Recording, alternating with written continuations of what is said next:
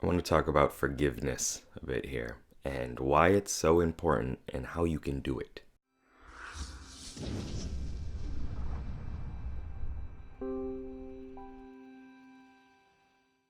What's up, game changers? It's Sherman here from Geek Psychology. In this video, I want to talk about how forgiveness has been extremely impactful in my life and important, and what you can do to kind of foster that growing of forgiveness a bit, because it is really important. So I want to get into that right now. We've all been through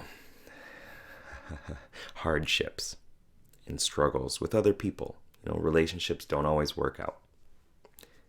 People do things to serve themselves that they think was the best choice at that time, right?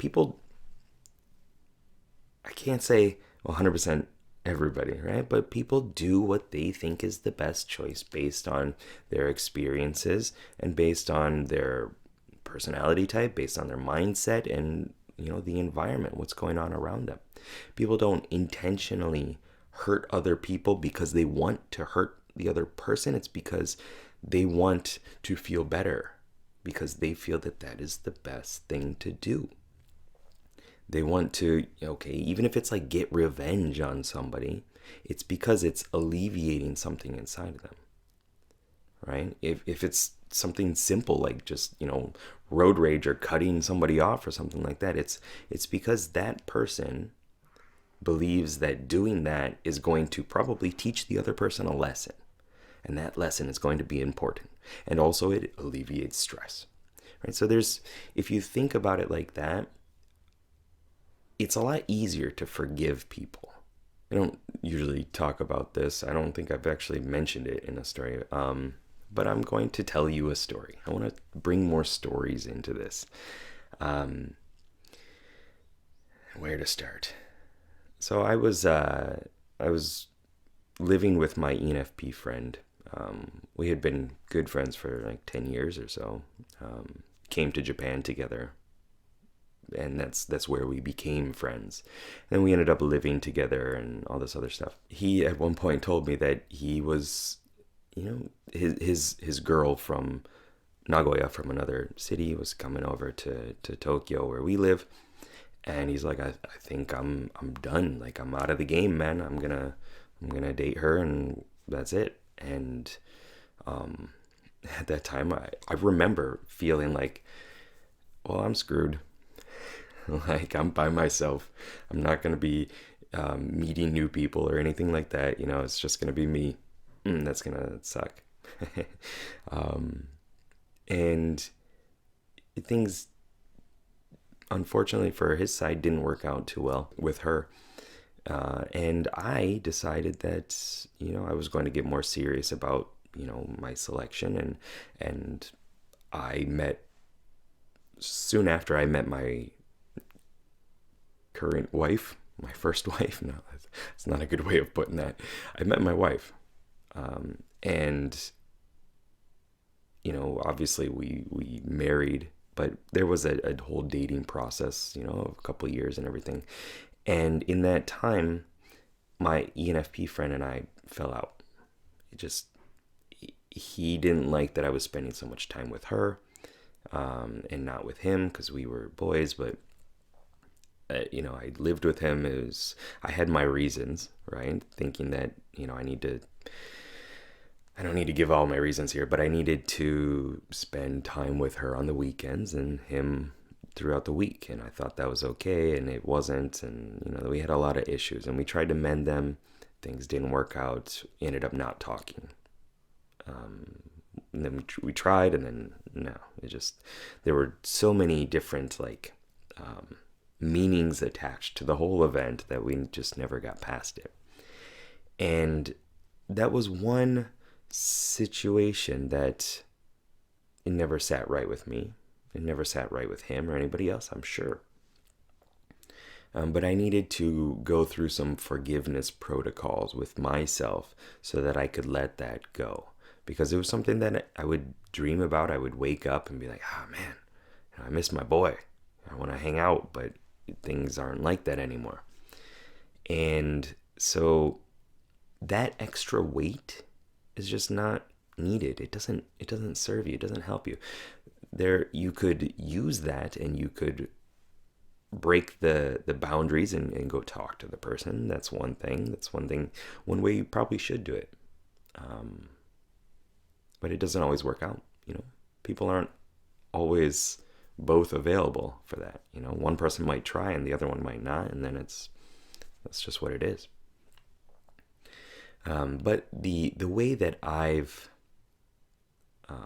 really come to terms with things and brought in more forgiveness in my life is to do this meditation that I can't really go through the whole thing right now, but it's Ho'oponopono. It's a Hawaiian meditation.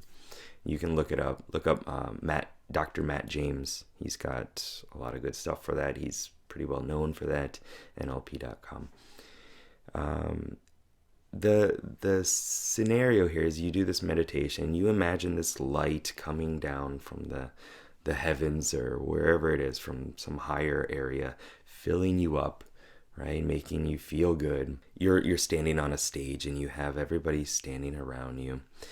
This is also in the Hero Maker framework. If you're on Patreon, or if you're a coaching client, I give it to you as well.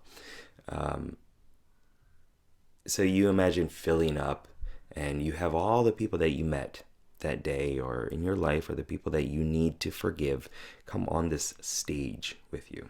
It's really cool. If you don't meditate, you should.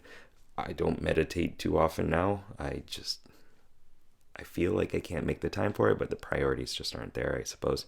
I have been doing self-hypnosis as like a fast track towards meditation. Anyway, so you imagine filling up, you imagine this light growing and growing and overflowing and filling up from the toes up to the heads of everybody else on the stage. Like you're just this overabundance of forgiveness, of light, of gratitude. And you're all connected, right? You're all connected with these tubes, and it's this kind of bizarre thing talking about it now, but you're all connected. And as you fill up, and you apologize, you say, well, you don't say sorry, but you say, I forgive you, please forgive me too. Right? Sorry does nothing, right? Sorry is just kind of empty words. It's bringing it all to yourself. Please forgive me is something that's being put into action, right? There's movement within the language, and it puts it into the other person's corner as well. Like I forgive you, please forgive me too. It's just, it puts it all out there and starts to get that growth, that movement. So you fill up them, you talk to them, you say your piece with them, and then you kind of cut the cords, and so they're full, they're happy, they've been filled with this light, this energy from you, and you are as well, and you're back to yourself. Doing that regularly had a big impact on myself, and it wasn't like an instant switch necessarily, but it was one of those things that, thinking back, me going through that process regularly in the mornings or at nights was really impactful and was really important to me, because you don't need that baggage. You don't need to hold on to that stuff. You don't need those negative emotions going around. They make things not good. You're not doing anything with it. You're just dwelling over something that the other person might have already forgotten about. And you're just intentionally creating more suffering, because you're resisting this pain, right? You're like, if I don't talk to them, then they're going to feel, it's just stupid. So get rid of it. Do some meditation. Check out Ho'oponopono. Or just really accept that, hey, this person did what they thought was best. I did what I thought was best, and things didn't quite work out. Doesn't mean they're a bad person. Doesn't mean I'm a bad person or a better person in any way. Just kind of let it go. Just let it go. Let it go. All right, well, I hope that this video gave you some insights into how I see forgiveness and how you can bring that into your life and accept more of that and really just let go of those crappy emotions that aren't serving you anymore. All right, keep up the lifelong questing. Good luck, have fun. Peace.